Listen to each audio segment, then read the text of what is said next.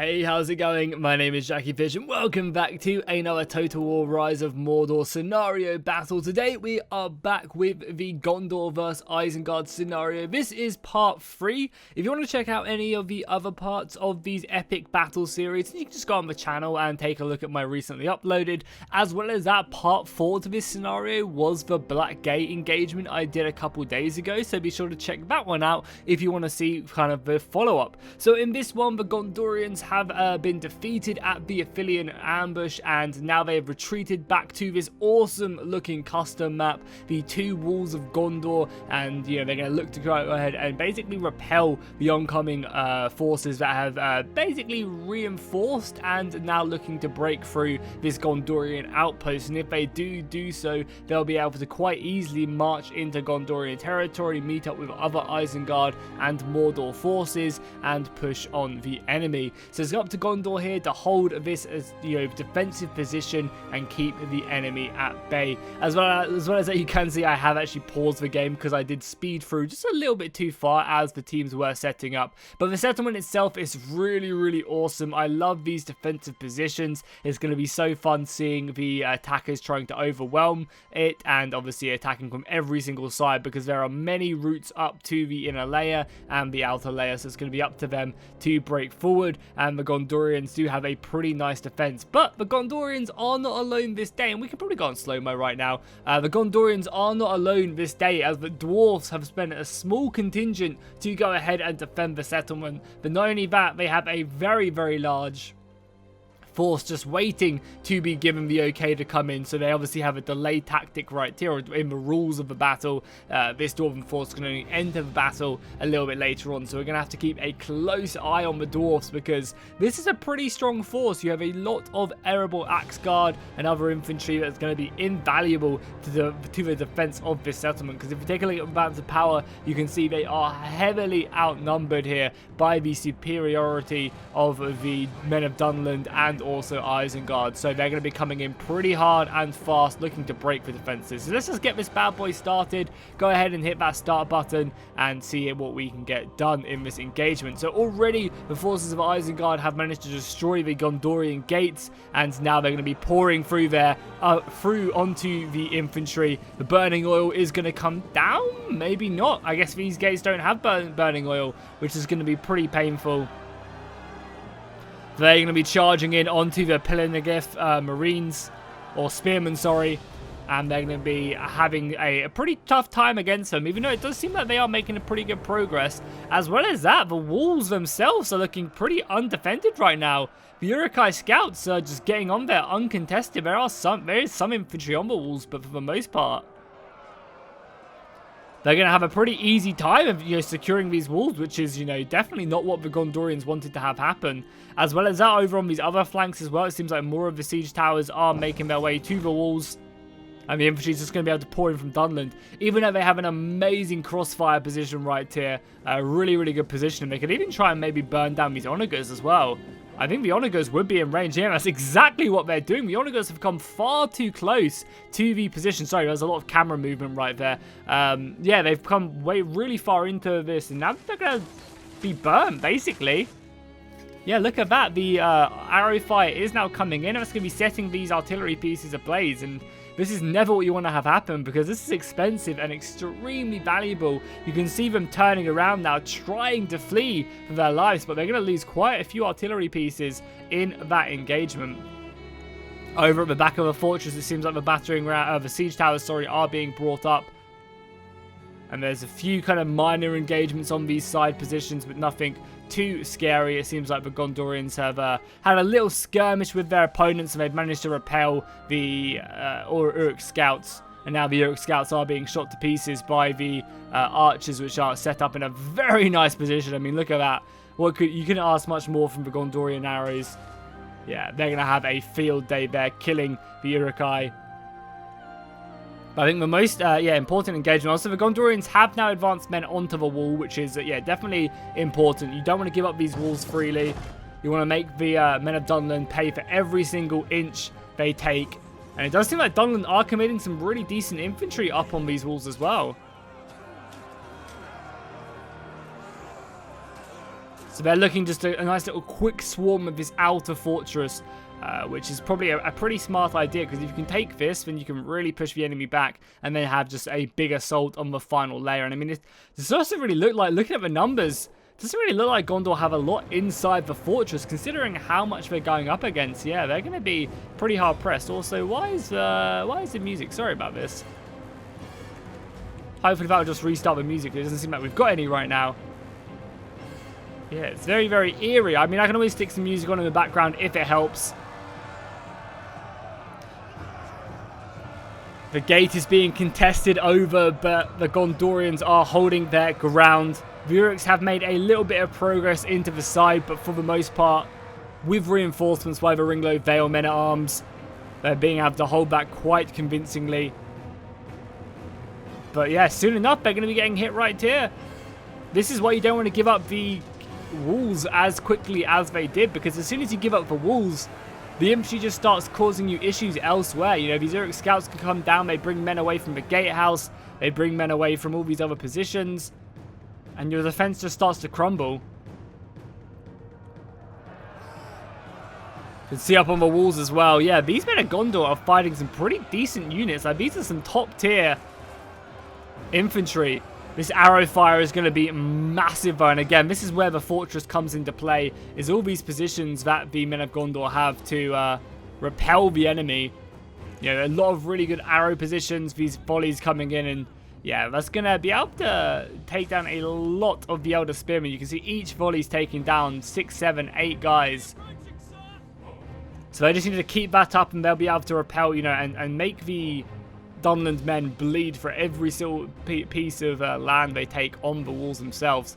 A nice little rear charge here, though, by the men of Dunland coming into the back of the Hillmen. And that's definitely going to clean up this pocket of resistance that was still remaining on the walls here. You can see both of the units are completely surrounded right now. They don't really stand a chance. But as long as they can delay the enemy, I mean, it's just going to be really bad once all of this comes in. Oh, and we also have a unit of the awesome Uruk Sappers as well. The Berserkers. These guys are obviously the units at Helm's Deep, and they do actually blow up walls as well. It's an awesome unit, and hopefully we'll be able to see them in action. So Gondor have brought down some archers now as well from the inner layer. Some Blackroot Vale archers. I'm really sure. I assume these guys are probably going to be here to maybe help out at the gatehouse, or try and focus down the men on the walls. And it's a really good strategy, sticking units like close. Where are they going to be shooting? Over. Yeah, they're going to be helping to clear out the men on the wall. Because the thing is, you know, there's no defense, there's no shield for these guys on the wall, so they're pretty vulnerable. But being able to kill these axemen is going to probably doom the outer defense, I think. Because, yeah, this infantry is going to be able to come down off here and, you know, envelop the men at the gate and envelop the men over on this tower as well. So I think we're already going to see a pretty big rout from the inner defense, or outer defense, I should say, of the Gondorians. More infantry, however, is being thrown over to the walls. And we've actually got some pretty decent infantry as well. The Gondor spearmen are making their way into the streets. I don't think they're going to arrive at the walls in time, but they should be able to put up a nice little defense in this alleyway. Or I guess street more than anything else. But I also need to be very careful, because it seems like that gatehouse is actually broken there as well. So the men of Dunland could quite easily come round and outflank the Gondorian spears as they move into position. I'm not really sure what their goal is, and as you can see, there's a lot of infantry moving around. Oh, and one of the towers going down. That's pretty interesting, because now I don't think the men of Dunland can use this. It's so dumb in Attila that that's the way it works, but I believe when towers are destroyed, you can't move down them, so that's actually probably not good for Dunland, because now, oh no, there's actually, okay, it's fine, they have, but the map modder has thought of that, and he's made other ways for them to use to get down. And now they're going to be engaging in the streets, so they don't want to go ahead and, you know, punish the spearmen at the gate anymore, because the spearmen at the gate are already surrounded. Luckily, however, they do also have arrow volleys coming in, which is going to be thinning out the assault that's coming on at their rear. Considering the Uruk scouts have their backs turned to the arrow fire, it's actually going to be coming out pretty well, but it is also thinning out the thin line of the spearmen at the gate. And you can already see they're starting to get round the sides of this spearman unit from the frontal position. The swords over on this side, though, are, outputting pretty decently. How's the assault all the way over here?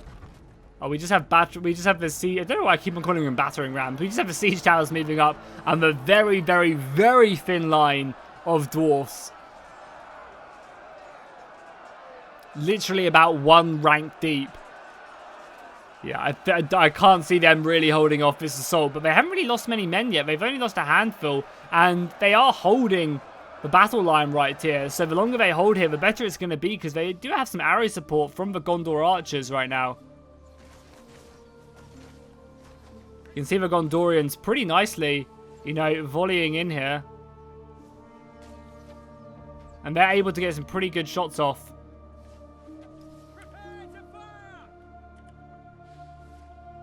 You can see in the distance the enemy advancing in. And I imagine these archers will be able to rack up a nice amount of kills, honestly. Every volley that they shoot is going to be getting 4, 5, 6 kills. And it's basically just going to be weakening this assault. So the dwarfs are acting as a shield for the Gondorians in this engagement so far. And I also really want to see these trebuchets fire. I don't think the order has been given to unleash hell, but these trebuchets could be very, very useful at killing the artillery pieces as well, if they want. And it seems like the Citadel Guard are marching. And they're actually going to leave the settlement to go out and help support the dwarfs. They really want to keep the Men of Dunland at bay outside the settlement, which is a very interesting strategy. We're going to have to see if that does pay off. And there you go. The trebuchets are now shooting, looking to inflict some damage onto these artillery pieces and also onto the siege towers. I actually know there's no... I was, for a second, I thought there were catapults out here. Doesn't seem like that is the case. And it also seems like they're trying to burn the siege towers as well with fire arrows, which is a pretty good idea.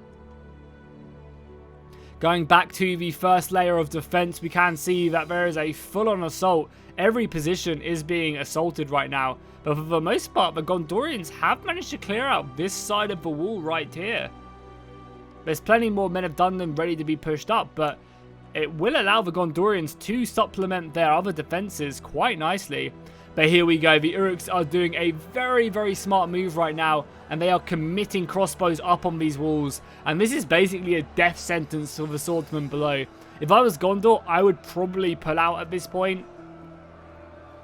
Just because as soon as these crossbows start to shoot, they're going to slaughter these swordsmen very, very quickly. And this is a valuable unit, right? You don't want to give it up lightly. Oh, actually spearmen. I thought they were, from up here, it's kind of like they're swordsmen. But yeah, they basically just want to pull out of this battle because they're going to die in like 6 volleys probably with the crossbows coming down. Unless the crossbows can't see them, but I'm pretty sure the crossbows can still shoot them.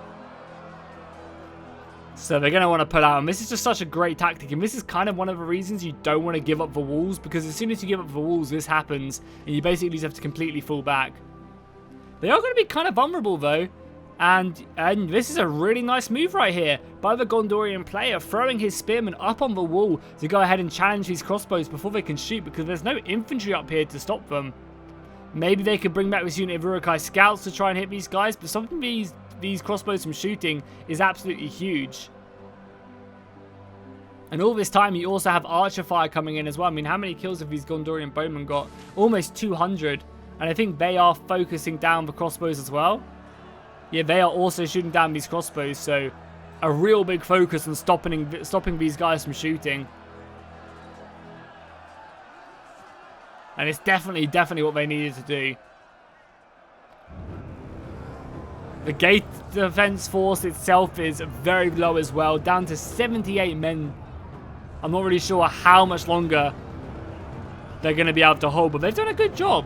150 kills, held the gate. There's even some orc rabble here as well, some Mordor rabble.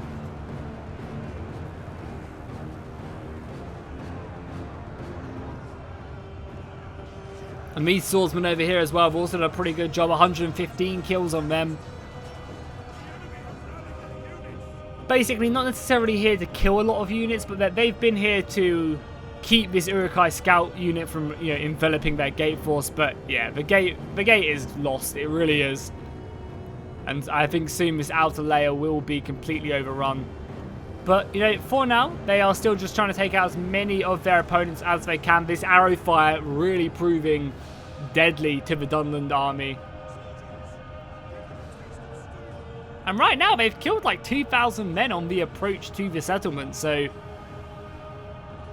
it's definitely been a painful assault. And they obviously still have to go through this layer as well. They are running out of ammunition on a handful of their bowmen. Almost 200 kills on this unit of archers is very nice indeed. The artillery, the trebuchets coming in. Oh, and a direct hit. That was brutal. I'm the Dunherd swordsman. Man, that's going to kill so many. I'm actually interested to sit around and see how many kills that does rack up when the burning comes in. So these guys are on 136. Is it already calculated it? I guess it must have already calculated it. I mean, that's a lot of kills, though. A lot of kills. And I can't believe the Dwarves are still holding in this engagement. They obviously do have the support of the arrow fire, but even still, their line is so thin. I'm surprised Dunland isn't just pulling through and punishing this, like, ultra thin line. But the will of the Dwarfs is, you know, proving its worth. One of the siege towers has gone down as well. That's going to be good for them. The Dwarfs are down to 90 men in a unit. Another direct hit. Holy crap, yeah. They almost lost 60 guys to that one trebuchet. That is brutal. Yeah, the Dunland force over on this side is having a really tough time of it. And some of their men are actually even breaking. That is absolutely brutal. So it's going to be up to Isengard. And as you can see, as we look back, the Orcs and Uruk-hai are now pouring through this gate. Still under heavy archer fire, though. But they've managed to take the gatehouse. That's going to allow them to bring their entire force inside. It's going to allow them to bring their archers up onto these side walls as well. You can already see that's something that they're already planning on doing. They've got some Uruk-hai archers up here. And these guys are going to be able to start harassing. But oh, they are getting hammered by the archers from Gondor who are positioned up on that hill in that really nice defensive position. Hopefully they will be able to return fire. Because, yeah, Gondor's having a pretty good time and they're almost completely annihilating this unit of Uruk-hai. Oh my god, yeah, they've basically completely wiped them out. That is brutal. Absolutely brutal. We do have a nice little push here. Going to be trying to break the Gondorian line. Oh, and it seems like the Ringlow Vale swordsman actually fell back. And I think that's a very good strategy to save every man that they can in this battle. But the arrow fire is just horrific. Look at that. They are just taking down Uruk after Uruk. Every volley finding its mark.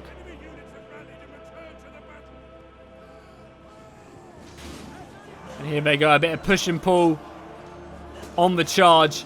It seems like the Gondorians, though, have held the line.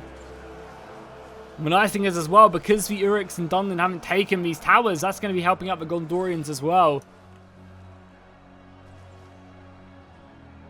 Yeah, and these archers, I mean, they're going to run out of ammunition eventually, but 240 kills on that unit so far. 240 on that one. You know, these are just some serious, serious damage. And they really need the this to be broken already.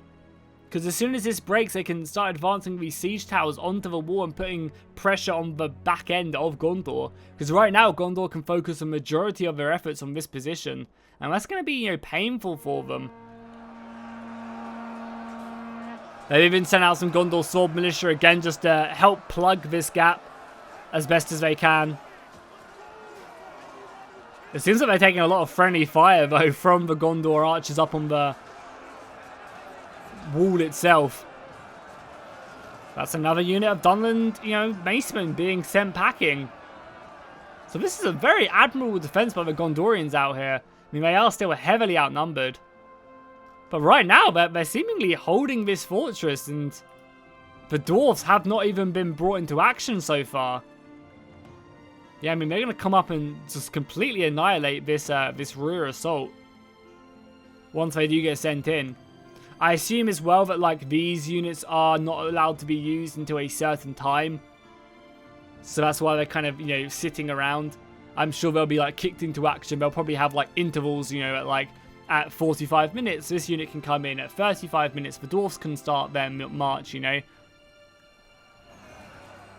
And it definitely does seem like Isengard are pushing up a lot of their weaker units, the Uruk Scouts and the Orc Rabble and stuff like that, to take a lot of these arrows, you know, until they advance forward. Their more elite units are ones that are going to be punching through these positions. And that's kind of, I think, one of the real big strengths of Isengard and the other evil factions is going to be their ability to do that. You know, they're going to be able to field these really crappy large numbers that can kind of take the brunt of the, you know, good guys' missiles and artillery and other stuff. And then they can advance forward their more elite units to cause issues. I mean, you generally tend to see that as well in these battles. Whenever Mordor's around, they always send forward like their Orc Rabble or their Goblin units first,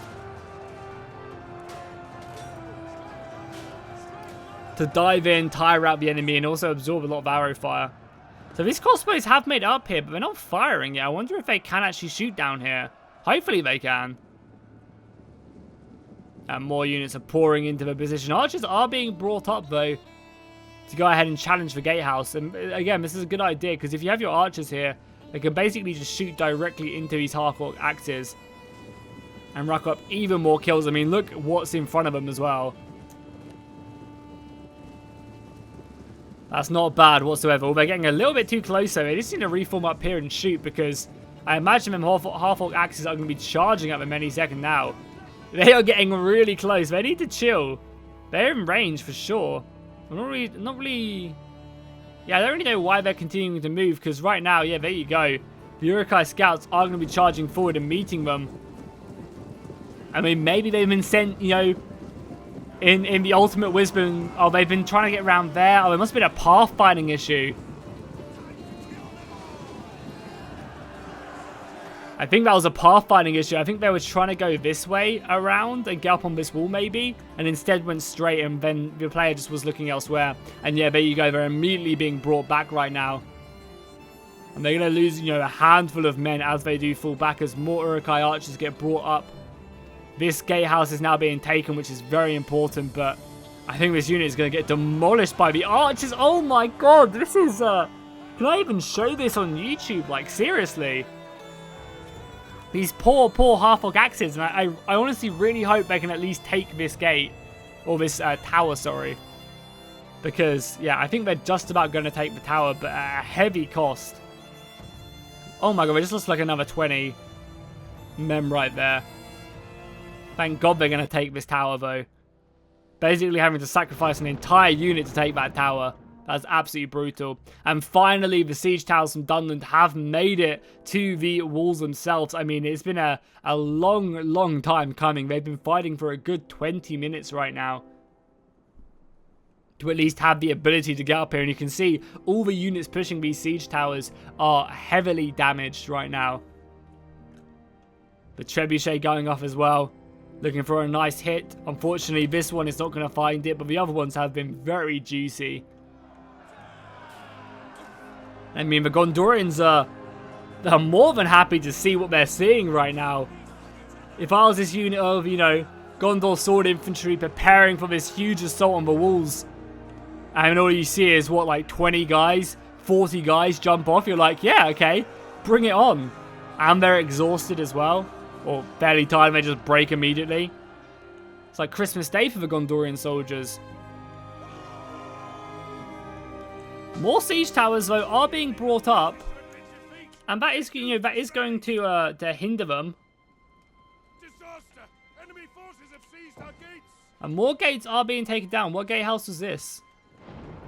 Oh yeah, this gatehouse. We always expected this. So Isengard are basically completely in the settlement now. They've brought up archers. They're in a pretty good position, I think, to strike home. But I mean, it's not like the Gondorians don't. They still have a fair amount to defend this.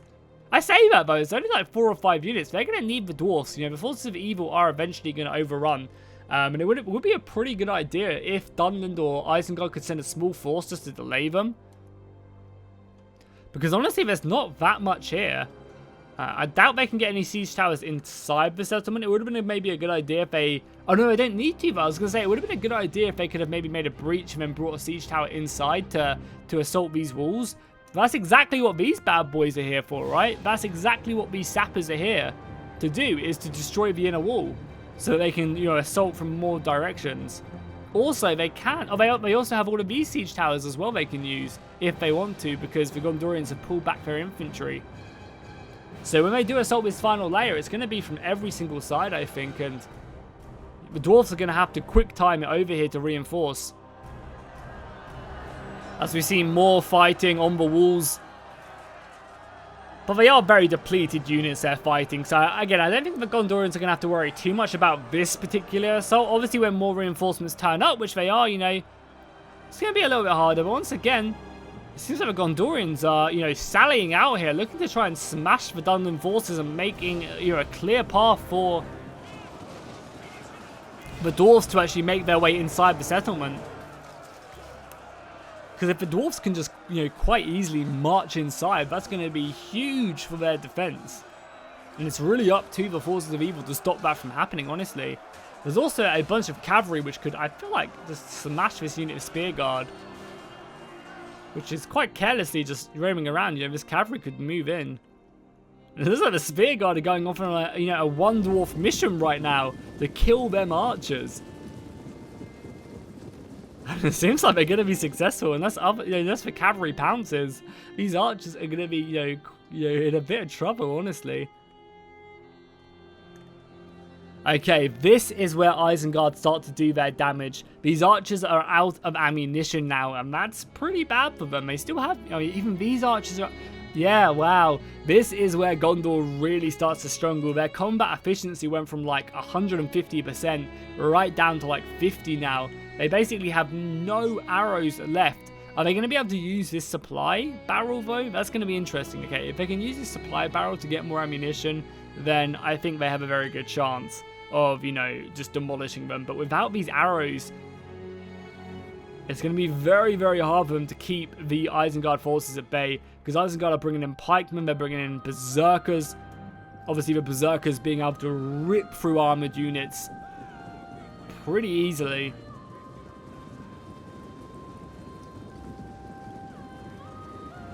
And with these guys being brought up, I imagine they're going to be the main focal point of these javelins. And there's even some, you know, of the Dunland Chosen as well, which are, again, very good shock infantry. There's still some ammunition left, but for the most part, they are running extremely low. And it's going to be very interesting to see when the Dwarfs do get the chance to move, because, you know, this battle just went from, like, yeah, Gondor was slaughtering them to, oh, damn, they're out of ammunition now. This is going to be hard for them to win the day without the Dwarven help, because the numbers is going to really start to come into effect. And I guess that's just one of the strengths of the evil factions, is they just have waves, you know. Ooh, and look at this. What are they going to be doing with these White Hand Sappers? They need to be very careful with them, because they want to save them, obviously. The Javelins are obviously going to be focusing down the pikemen as best as they can. And these guys are pretty decent in melee as well, so definitely a valuable unit. They need to be very careful with these sappers, because they definitely want to try and make some breaches in these walls, for sure. How did that arable... Yeah, so, yeah, this poor unit of dwarfs, they finally got, you know, caught. They had to form in. I mean, they are absorbing some arrow fire, so I guess that's good, but the cavalry came in and, like, scared them, basically. Gonna have a cavalry charge going off onto the dwarves. They are in a square formation, though, so I doubt it's going to be doing too much. Yeah, the Dwarven, yeah, they have so much resistance right there in that square. But just keeping them, you know, a little bit disorganized is good for the arrow fire. Oh, and there's also a cavalry charge out here. I didn't see this. We actually have a unit of Knights of the Silver Swan. And they should be able to quite easily dispatch this unit of Dunlan cavalry, obviously. And then again, there is a lot more numbers as well. The Spear Guard trying to get over here and helping out. The arrow fire, I think, making their way around. They'll probably end up sacrificing this unit of cavalry just to kill the Knights of the Silver Swan, because they're such an expensive unit. They really are. Yeah, I mean, even though the siege towers are up the walls, I don't think they're going to really cause much issues. I mean, there are a few strengthy units up here. The Gondorians should be more than capable.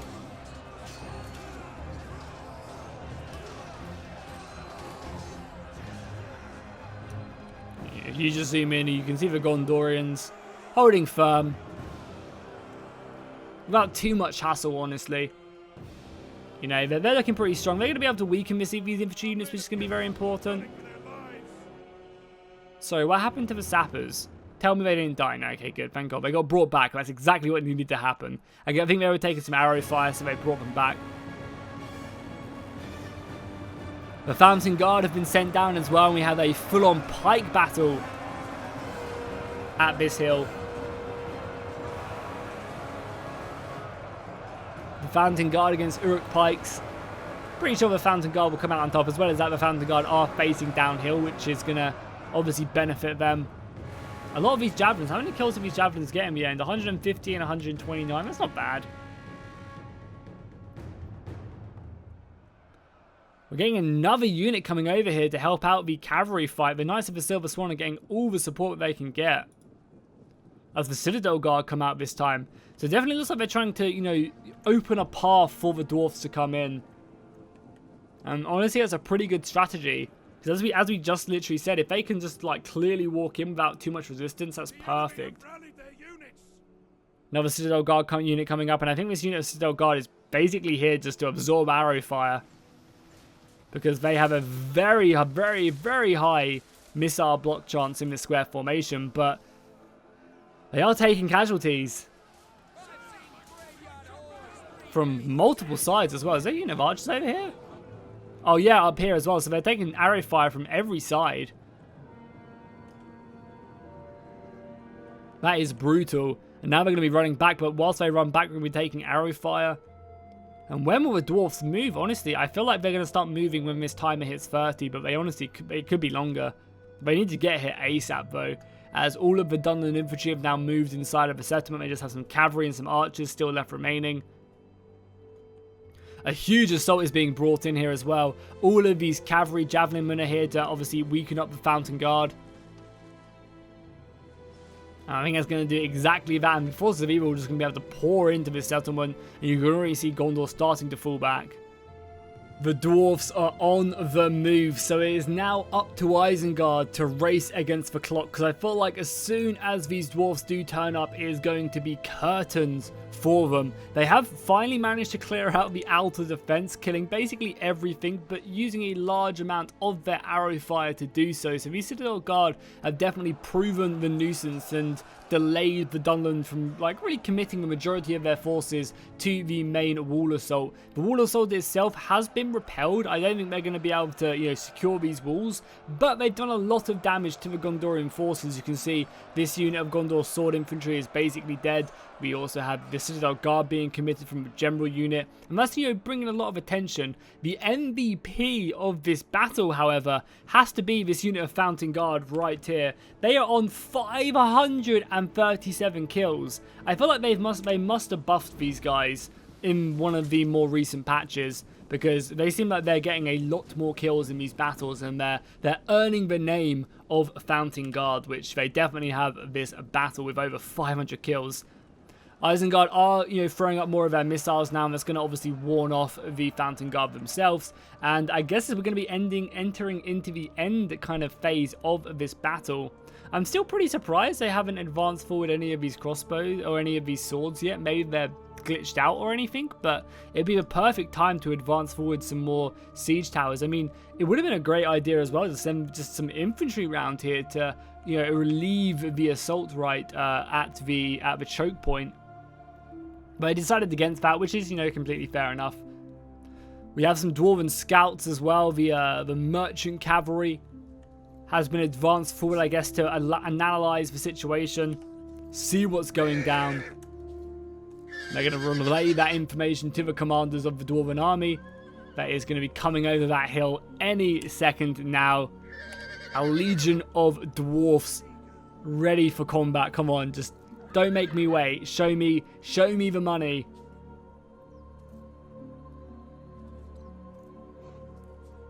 And you can see Dunland have reformed their infantry. I'm not sure if they know that this assault is even coming right now. Show me the money. Show me the money. Oh, come on. Are we close? How close are they? I don't want to look away. Are they... Oh, it's coming into view now, right? Oh, yeah, I can start to see them. I can start to see a few rustling... Oh, whatever.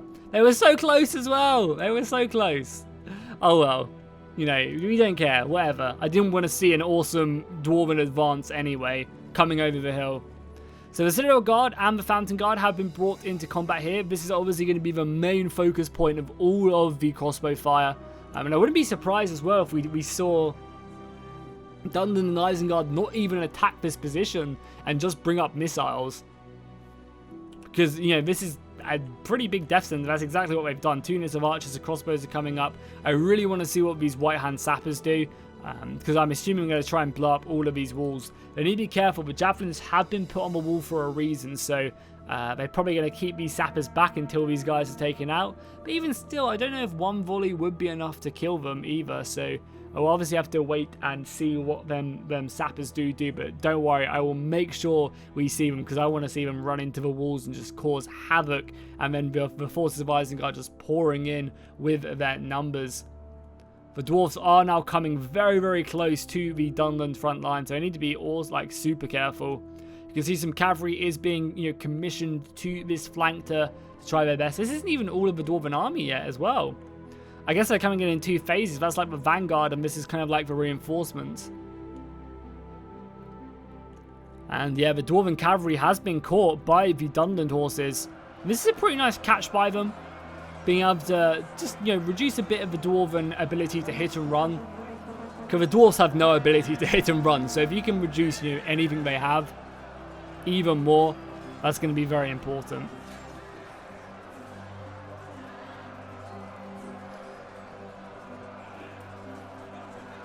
And they should be able to. They're 2v1 in the unit, so even though the other one has been committed a little bit. And they're actually going to get War Dogs coming in now as well to disrupt this cavalry unit. One of the special abilities that Dunland have is the use of War Dogs. Committing them. And War Dogs should do pretty decently against the horses. Obviously, if more reinforcements do turn up, that would be better. But I think for the most part, we're just going to keep kind of this, you know, outer force here, the cavalry, just to slot the dwarfs as soon as possible. I mean, it's really up to Isengard to advance forward here. They're using every tactic they have at their disposal, just hammering this poor position with archer fire, crossbow fire, and anything else they have, trying to whittle these guys down. But the Citadel Guard are looking pretty... They haven't lost a man yet. Fountain Guard are down to only 44, but they've got over 500 kills, so they have paid for themselves. You've got some archers over here as well, helping out. Taking down a few of the enemy archers. So the main assault is not going to come in quite yet, but they've definitely been wounding these assaults, and the wall force is still, you know, causing some issues. Even though they're not going to win this unit, they're still tiring and tying down more and more infantry. And now the Dwarven, you know, main army has arrived. They're going to be able to, you know, relieve these positions. To just get, if they can just get inside the settlement, I think the day is definitely going to be one for them. The dwarves have kind of been caught with their trousers down right now. They are being harassed by the Dunland cavalry, and this is amazing for them. This is biding so much time for the rest of the army to try and make its way inside the settlement. So, yeah, the more they do here, the better. And obviously, the dwarves don't want to lose, you know, men. They want to kind of just try and get as much as they can inside the settlement. So right now they're playing extremely defensive. Their cavalry has managed to win the day though, and that's going to be pretty useful for opening a path for this army to get inside of the fort itself. And I think that's exactly what the cavalry is going to do. They're going to try and kind of just lean off on these horses right here.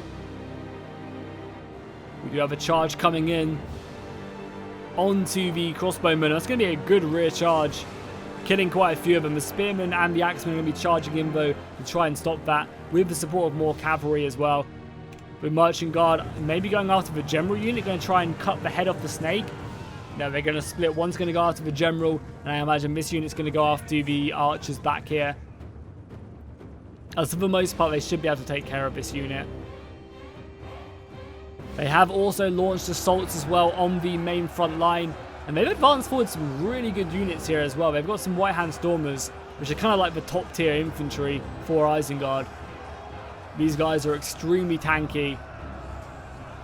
and can output a lot of damage. Have the sappers moved yet? No, the sappers are still all the way back.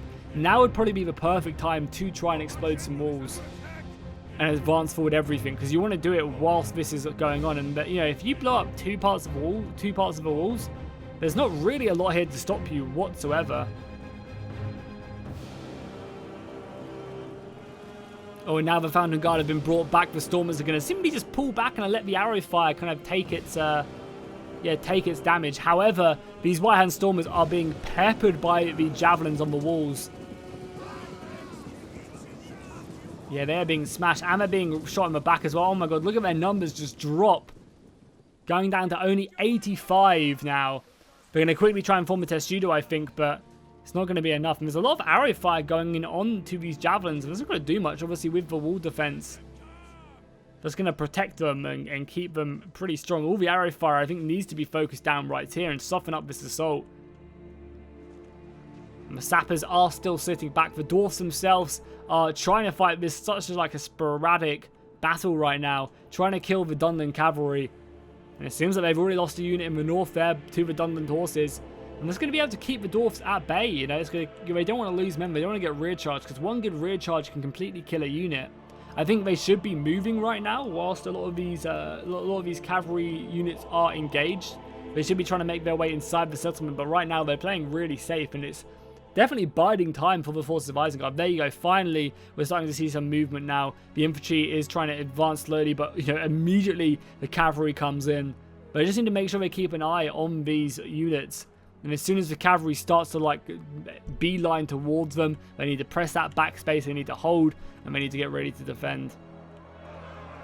Speaking of which, the walls over here have been completely dominated by the Gondorians, holding these white walls pretty effectively. And I think they took so long to kill the Dwarven units that they just took so much punishment on the approach to the walls.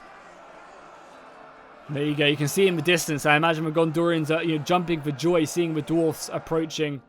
They're advancing, but once again, this is why they don't want to move, because they're getting punished because of it. They're getting charged, left, right, and center, and they're also being shot at as well by arrows from the archers, which are positioned in the woods. Luckily, they have managed to kill at least one unit, and now they're going to be going straight after the general unit as well. If they can kill the Dunland general, that would be huge. The cavalry charge going off and not really killing anyone on the charge. I imagine the Reavers probably are a lot stronger on the charge. The Dwarven cavalry obviously isn't very good. And yeah, with another charge coming in, that's going to be another escort merchant unit being taken down. But look at that, a big break right now as they try and get anything inside of the settlement. I think they really need to just beeline for it, because breaking through these Citadel Guard units are going to be absolutely brutal. Oh my god, these javelins. I think they keep on getting supplied from the supply wagon. 200 kills on them, they still have half their ammunition left. That is pretty goddamn good.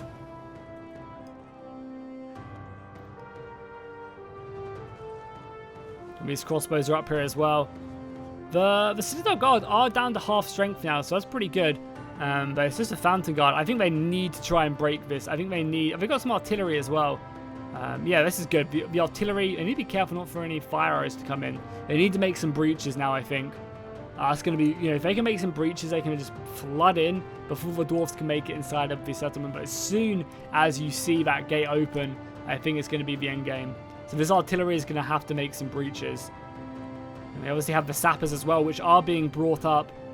And there is no Legolas to take them down this day. So with these sappers being brought up, I'm hoping to see, 4 breaches being created. And then the entire Isengard army just to sprint through it and surround the Gondorians inside the settlement. Yeah, and there's also a lot of infantry here as well, so it'd be pretty valuable just to blow up all of these guys, because I'm pretty sure the sappers have a big explosion radius as well, so it'd probably kill like half of these Gondorians as well.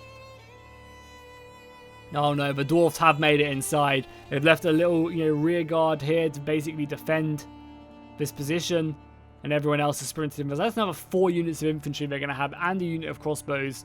That's really big, and as I say that, the Dunland infantry break on the walls as well. Okay, sappers, what do you have? Let's see what you have, sappers. I think they're assaulting each of these walls. This is going to be epic. I wonder if these guys are going to retreat back as well. Yeah, they're getting the hell out of the way now. Sappers are being committed. Let's see. I guess you don't have to waste any of this honor ammo then. We should. I'm going to get a nice little view right there. I hope they work. I hope they work effectively. They should just run into the wall and blow them up. Sometimes they can be a bit finicky, but I'm really hoping they're going to work. Because they are being shot by the towers as well, so hopefully, you know, they can be a little bit of an issue, but I'm sure they're going to get them to work. They just take a little bit of time. There you go! Boom! That's one wall being taken down.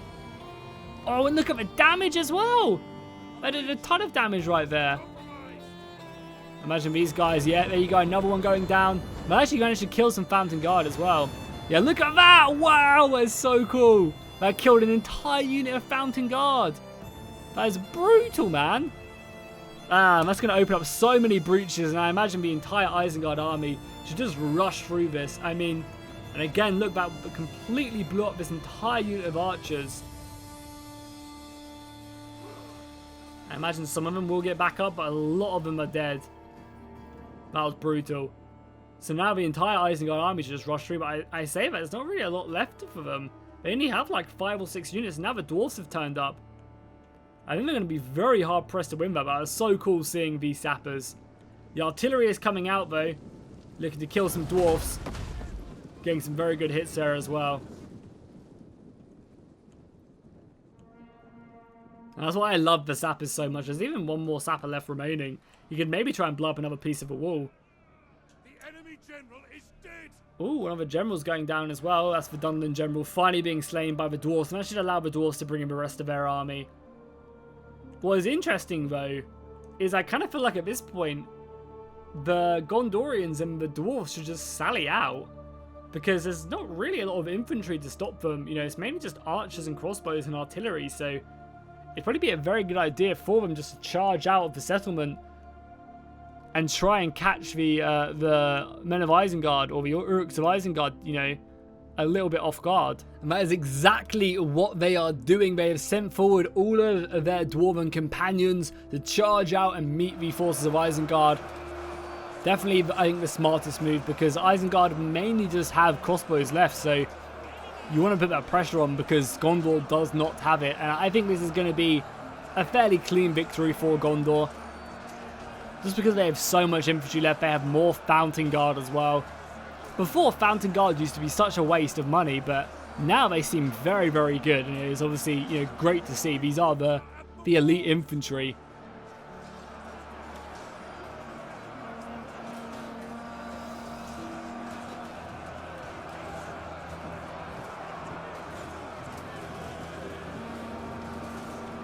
Yeah, and the Gondor sword infantry are making their way out. You have a small engagement here as the Dwarven general takes on the Berserkers.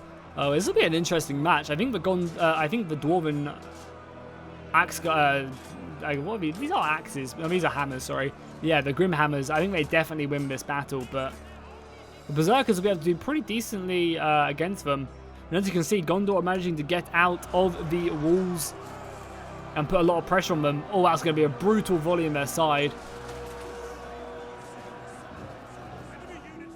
And then an axe charge as well.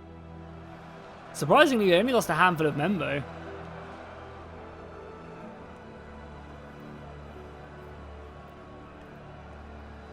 The rest of the Dwarven army has now made its way inside the settlement as well.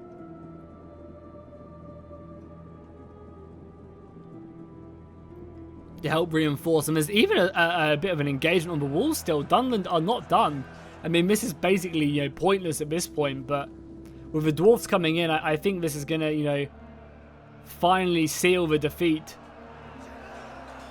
But they're not going to go down without a fight. They're going to put up, you know, the best fight that they can.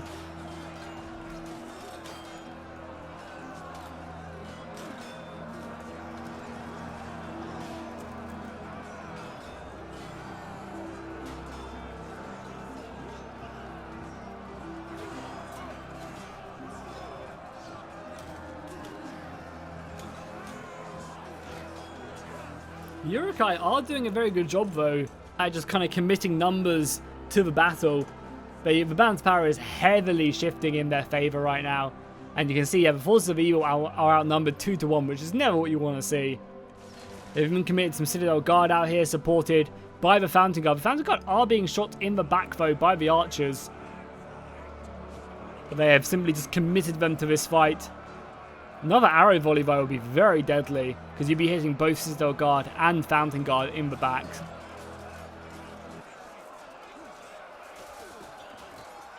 There you go, that volley coming in, causing a lot of issues. And with the rest of the Dwarven army coming out now, they'll be able to, you know, make their way through the breach points, which originally Isengard created to stretch the defenders, but now the defenders are using it against the attackers. Going to be throwing out these spear guns. Even got some crossbows up here as well, so these arrow crossbows are going to be able to start doing some damage. The entire right flank here has broken. And that's going to allow them to completely envelop the rest of the army, I think. Yeah, you can see the Axe Guard coming in. The Grimhammers looking for some juicy kills. And again, if we take a look at the kills, they're already on 90 kills. I imagine they are just going to shred these units here. The Port Uruk Scout Bowmen are going to get absolutely annihilated, wiped away. And the Fountain Guard are coming around to completely envelop this defense. And it seems like Gondor have managed to win the day. It was a pretty brutal assault, but they didn't really have a lot left. But the Dwarven army came in. I think maybe they messed up the balancing just a tad. The defense is proving a little bit more worth, and that's why these guys they decided that they shouldn't use them to try and balance the battle out a bit more, which is awesome to see that they're trying to kind of make the most intense battle possible on the fly. It's yeah, very good. I want to give a massive shout out as well as the battle does wind down to the guys who played in this battle, who have been sending in me this entire scenario replay. Hopefully we'll get more. They did hint at maybe getting me a battle replay with the new troll animations and stuff, so be sure to keep an eye open for that, because I think that would be just absolutely amazing once they start getting trolls working, because they've been working pretty heavily on the troll animation. You know, so hopefully we'll get to see them soon in all their glory with weapons and stuff. Oh, it'd be absolutely glorious. But right now it's just kind of the last stand of the Uruks as they fight bravely on. This general unit will probably fight to the last, even though he is pretty exhausted. But he's exhausted, but he's eager. And now the rest of the infantry come in. I'm still, as I said earlier, super impressed with how well the Fountain Guard did as well. This unit's only on 49, but the other one was on like 500, which was pretty insane. You know, that's like a very high kill, even for the most elite units. You know, that's normally what like heavy cavalry Swan Knights get, or maybe Grimhammers can get if they had a very, very good game. And there you go, the Stormers are breaking, and now this last unit of infantry. So now it's what's still left? Oh, unit of cavalry that's been forgotten about. So let's just jump ahead towards the end screen, and yeah, GG to the players. And there we go. It was a Pyrrhic victory in the end, but the Dwarfs and the men of Gondor did hold firm, and the settlement has remained in their control. So if we take a look at the kills, you can see the Dwarven general getting 120 kills, the cavalry doing pretty decently, and considering these guys turned up quite late, you've got some pretty good kills on them. Over on Gondor, their archers just absolutely demolished their opponent. This unit of archers almost on 500 kills. Same with this one. That's absolutely disgusting. This one actually having 500 kills. Man, that was a brutal assault for the forces of evil. A Fountain Guard unit as well with a lot of kills. Over on Dunland, we can see that their cavalry doing pretty abysmal. They didn't manage to, you know, approach the dwarfs and get as many kills as they would like. However, their infantry, the Blood Reavers, Blood Avengers, doing a very nice job. And some of their infantry with well over 200 kills, which is pretty impressive. Then for Isengard as well, the Berserkers 150 kills, the General 118, and their Pikemen as well, getting 126. So hopefully you guys enjoyed this battle. If you did, be sure to drop a like and a comment down below. Hit that bell notification and subscribe if you haven't already, and I'll see you guys in the next one.